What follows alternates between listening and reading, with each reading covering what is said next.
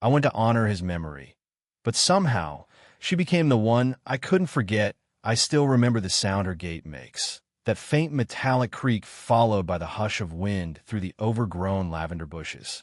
It's become part of the ritual, the quiet signal that I've returned to a place that somehow feels frozen in time. Every few weeks, I come back to visit the man who once guided me through my uncertain years. My mentor, the one who believed I could be more than just a restless kid chasing purpose.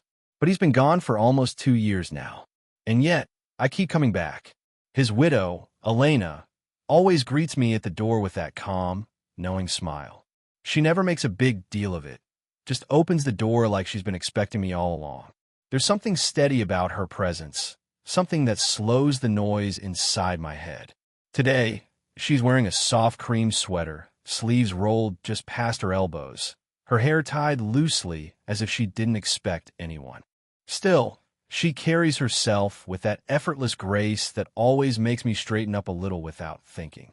Inside, the house smells of polished wood and freshly brewed tea, a scent I've started to associate with her. The same old photographs line the hallway. Her husband smiling, his arm around her shoulders, both of them radiant with a life shared fully. I pause there for a moment, as I always do, before stepping further in. She notices. She always does. "He'd be happy you still come," she says softly, her tone a mix of gratitude and something more fragile, something she hides behind her polite composure. I nod, managing a small smile. "He was the best man I knew." She gestures toward the kitchen. "Then let's have tea. You can tell me again how he terrified you during your first week of work." It makes us both laugh. There's comfort in these familiar exchanges, like two people holding onto a shared piece of memory. Still, sometimes I catch her looking at me differently. Not with longing, but with the kind of fondness that feels both maternal and something slightly else, something neither of us names. When she pours the tea, her fingers brush mine, just a second, nothing deliberate, but it sends a quiet warmth through me that lingers far longer than it should. The clink of porcelain, the faint scent of lemon, the soft afternoon light. Everything feels suspended in a kind of gentle stillness. We sit near the window, talking about small things, her garden, my job, how the city's gotten louder. But beneath the words, there's that subtle current, something unspoken that hums between us. When I finally stand to leave, she walks me to the door, as always. "Thank you for coming," she says, her eyes soft, her voice carrying that quiet steadiness I've come to depend on. And as I step back into the fading daylight, I realize I didn't come here today just for him. Not anymore. The rain started just as I was about to leave. A sudden, heavy downpour that blurred the garden into a watercolor of grays and greens. I hesitated at the door, one hand on the knob, half smiling. Looks like the weather's decided for me. Elena appeared beside me, glancing out at the storm. "You'll catch a cold if you go now," she said, voice calm but firm, the kind that doesn't invite argument. "Seat. I'll make more tea." So I stayed. The living room filled with the sound of rain against the windows, steady, rhythmic, like a quiet heartbeat. She placed a steaming mug in front of me and sat opposite, tucking her legs under herself on the couch, a wool shawl wrapped loosely around her shoulders. There was something disarmingly human about her in that moment. No makeup, hair slightly tousled from humidity, the soft light from the fireplace painting gold across her skin. At first, we talked about ordinary things. The leak in her roof, my job, the neighborhood cat that had decided her porch was its new home. But conversation has a way of wandering, and soon it drifted to her husband. "I still wake up expecting to hear him in the kitchen," she said, her gaze distant. Even after all this time, her voice didn't break, but something in it trembled, the kind of tremor you feel more than hear.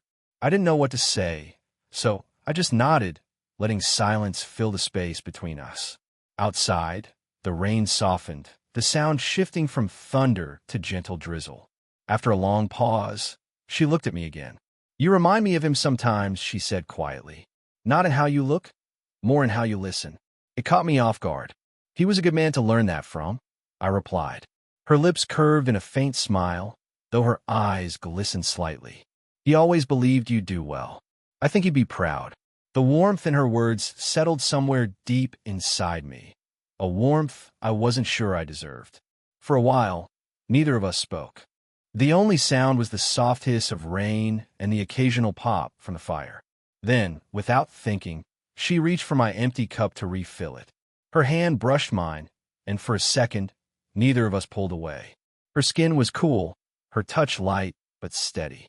That brief contact carried more meaning than anything we'd said all evening. It wasn't flirtation, not exactly. It was something quieter, something that said you're not alone here. I caught her gaze just as she looked up, that same gentle strength, that same quiet ache. And something inside me shifted. When she finally set the cup back in my hands, her voice softened. You should wait till it stops completely. No ruse. And somehow, sitting there in the low glow of her living room, with rain whispering against the glass and her presence wrapping around me like the faint scent of tea and warmth, I didn't want to leave at all. By the time the rain stopped, the sky had already darkened into that dusky gray that comes right before nightfall. The storm had left everything quiet, the kind of quiet that hums beneath the surface, full of unspoken things. I stood near the window, watching droplets slide down the glass, unsure whether to say goodbye or stay a little longer. Elena joined me, arms folded lightly across her chest. You haven't eaten yet, have you? She asked, almost casually. I smiled faintly. I'll grab something on the way. She shook her head. Nonsense. You've been running around in this weather. Stay. I'll make something simple. There was a firmness to her tone that made refusal feel impossible. So I stayed again. The kitchen came alive with small sounds. The soft clatter of utensils, the rustle of vegetables, the low hum of the stove. It was strange being there like this, not as a guest paying respects, but as someone present sharing a moment that felt startlingly ordinary. She moved with quiet efficiency, sleeves rolled, hair falling loosely around her face. I offered to help, and she laughed. All right, she said, handing me a cutting board. Let's see if you remember how not to slice your fingers. Her teasing made me grin. It was the first time she'd sounded like that. Light, almost playful. We worked side by side, our shoulders brushing every so often as we reached for things. The air smelled of garlic and herbs, butter sizzling in the pan. When she reached over to take the knife from me, our hands met again. This time, the touch lingered. Her fingers were warm, soft. Her eyes lifted to mine for just a heartbeat too long before she looked away. It shouldn't have meant anything, but it did. When we finally sat down, the table was small, the candlelight flickering between us. She'd made something simple, pasta, salad, bread still warm from the oven, but it felt like more than dinner. It felt like connection. I can't remember the last time I cooked with someone, she said softly, breaking a piece of bread. He used to make such a mess in here. Her laughter was gentle but tinged with memory. I listened, not wanting to interrupt the rhythm of her thoughts. After a while, conversation faded into quiet comfort. She leaned back slightly, resting her elbow on the table, eyes catching the candle's glow. I found myself memorizing the small details, the faint lines near her eyes, the curve of her lips when she smiled. When the clock struck 9, I finally said I should go. She nodded, rising with me, her hand brushing my sleeve as she took my plate. Thank you for staying, she murmured. It's been a while since the house felt alive. At the door, she looked at me, steady, unreadable, and for a fleeting moment, I thought she might say something more. But she didn't. Good night, she said simply. And as I stepped out into the damp, moonlit air, I realized that dinner had changed something between us, quietly, irrevocably. I hadn't planned to see her again so soon. But a few days after that quiet dinner, I found myself driving past her street, slowing down as I caught sight of the faint amber glow in her window. Before I could talk myself out of it, I was already knocking on her door. She opened it with a faint smile, surprised but not unwelcoming. Back again. I managed a sheepish grin. I was in the area. She raised an eyebrow. You live 30 minutes away. I laughed softly, rubbing the back of my neck. Guess I took the long way home. There was a pause, not awkward but thick with everything we weren't saying. Then, with a quiet sigh that sounded almost amused, she stepped aside. "Come in, then." The house was warm, the faint scent of vanilla and old books lingering in the air. She had a cardigan draped over her shoulders, her hair loosely tied back. The fireplace flickered low in the background. We talked for a while about nothing in particular, the weather, her garden, how she'd finally fixed a leak in the roof. But beneath it all, there was an awareness neither of us could shake. Every time our eyes met, it felt like standing on the edge of something fragile and electric. At one point, she asked, "Do you still visit his grave often?" I nodded slowly. "Yeah, though it feels different now." "How so?" I hesitated. "I think I go there to feel close to him. But lately, I leave feeling close to you." The words slipped out before I could stop them. Her expression didn't change at first, just a subtle tightening around her eyes, a shift of breath. Then, that faint, knowing smile curved her lips. She tilted her head slightly, her voice soft but steady. "You always come to visit him," she said, her tone carrying that teasing calm that made my pulse quicken. "But you leave thinking about me." I froze. There it was, the truth, spoken out loud, suspended between us like fragile glass. Her smirk was gentle, not mocking, but it held something honest, something raw. A spark of mischief wrapped around melancholy. She looked at me, really looked, and for a heartbeat, I forgot to breathe. I started, but she shook her head lightly. "Don't," she whispered. "You don't have to explain." The silence that followed was thicker than words. The fire cracked softly behind her, casting a warm glow over her face. I wanted to say something, anything, but all I could do was watch as she stepped closer, close enough for me to feel the faint warmth radiating off her skin. Her eyes softened, and the smirk faded into something gentler. "You should get going," she murmured. I nodded, though my feet didn't move. She opened the door, letting in the cool night air.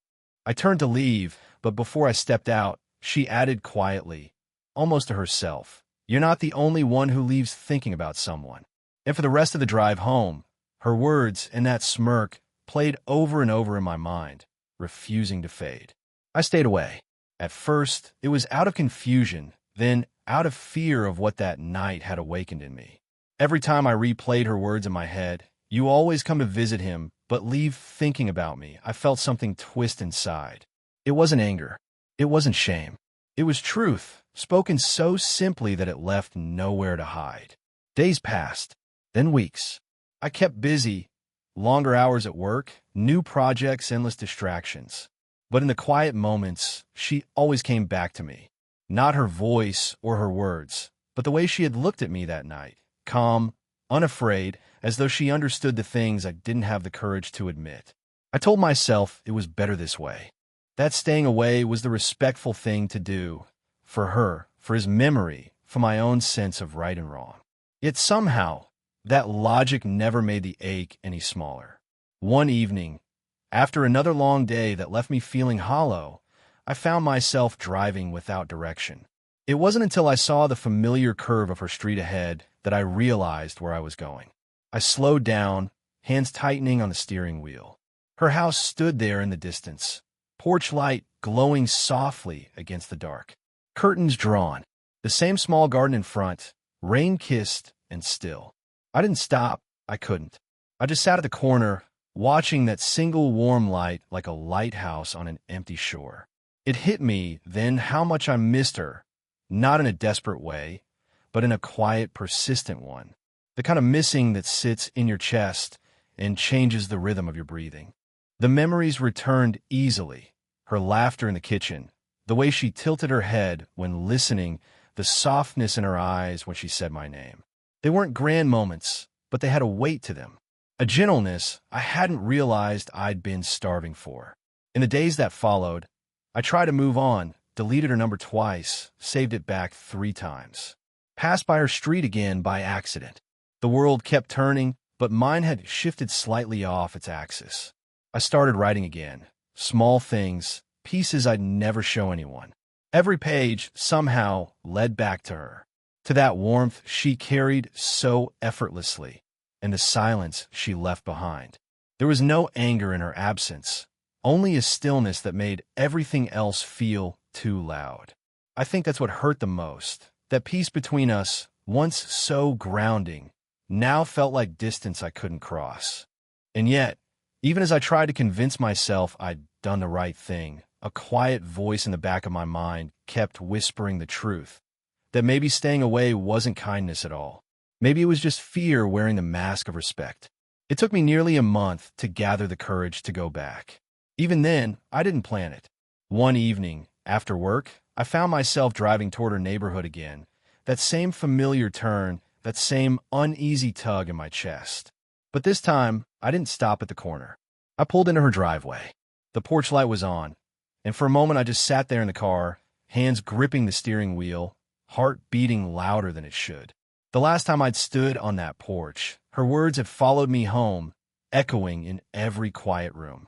I wondered if she'd even want to see me now, but I knocked anyway. When the door opened, she looked exactly as I remembered, calm, collected, though her eyes told a quieter story. There was surprise there, maybe even relief, hidden beneath her usual grace. "You came back," she said softly. "I wasn't sure I should." Her expression didn't harden, it softened. "I thought I scared you away." There was no accusation in her tone, just quiet honesty, the kind that leave you nowhere to hide. I stepped inside. The house smelled faintly of chamomile tea and rain, as if time itself had stood still since I left. For a while, neither of us spoke. Then she motioned toward the kitchen, and we sat.